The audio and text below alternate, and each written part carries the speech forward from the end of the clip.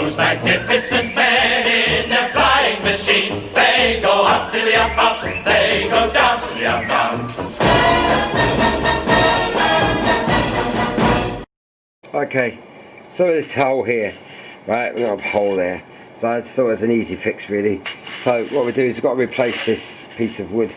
So what you do is you measure, you get a look at the thickness there, between there, right, that's what you want, right.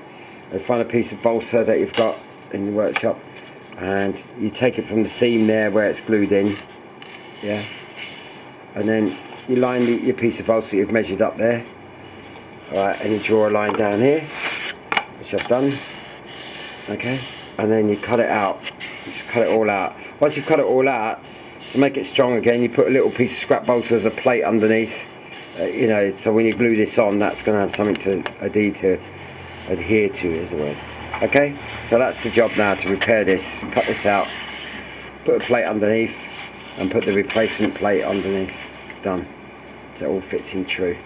Okay, and if it is a little bit over the top of the fuse, just sand it down. Nobody will notice once the covering's on. Okay, and that'll be that. So that repairs the fuse. Okay, right, job done.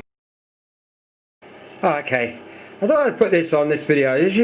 This is like when I said in previous videos that when you're repairing or restoring an old model, this is at this age, about 30 years and that, there's you come across things as you know go to attempt each individual part. So whilst waiting for things to dry like you do, I decided before going to work I would start cleaning up, you know, the rough edges with the old covering.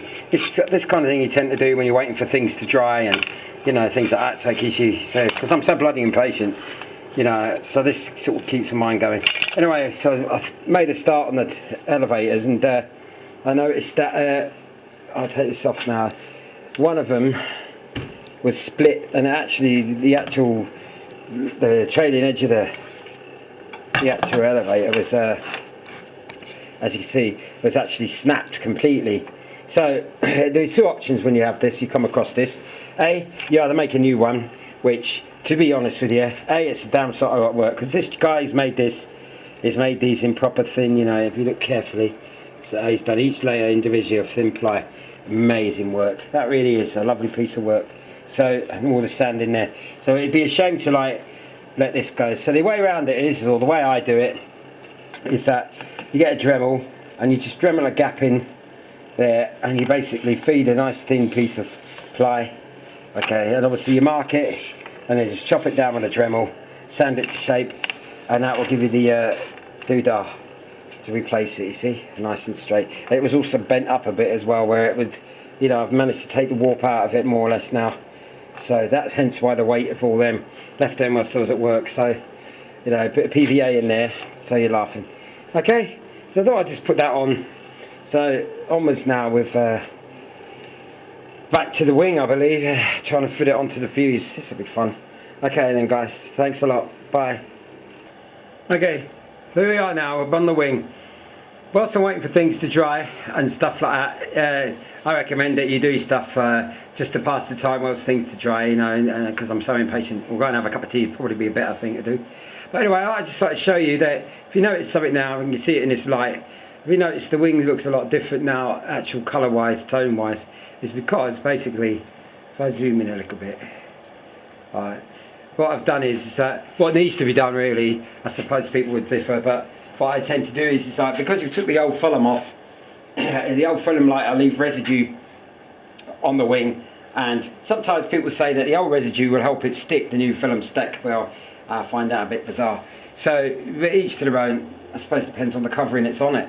But anyway, so what I've done is I've sanded the whole wing lightly with a piece of emery, soft emery paper, and you just basically you just go over it as you do. Do it nice and gently.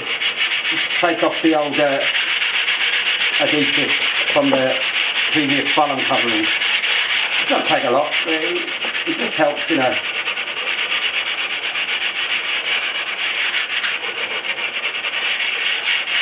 Okay, so that's it really. Oh yeah, and that bit there. So I left that bit just for you, burnt by the heat.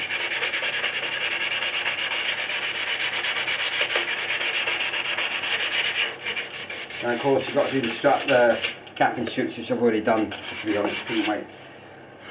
And then what you do then is, you can either hoover off the dust, that's what I did, and then get a tack cloth. I just use a tack cloth to take over it, or just get a damp cloth, or usually with meths, a little bit of methylated spirits I use sometimes, and that just takes it off, you know. Nothing too drastic. I wouldn't use water, but I would use like meths or something because it evaporates. That's what I use, and it never seems to fail me in the past. If anyone else has got any other ideas, then please feel free to comment underneath. That's what the comments are about, I believe.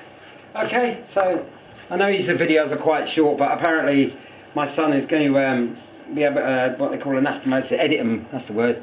So they're all into like proper, more professional I suppose is the word he'd use. Okay, so anyway, we shall see on that. But that's that, ladies and gentlemen, so that's what I was basically doing there. So then, I can't really say what I'm doing in the next video because I'm just concentrating on what I can do through this wing, because this wing has got to be fitted to the fuse.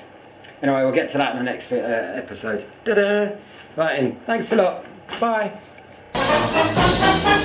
Those magnificent men, those magnificent men, those magnificent men in the flying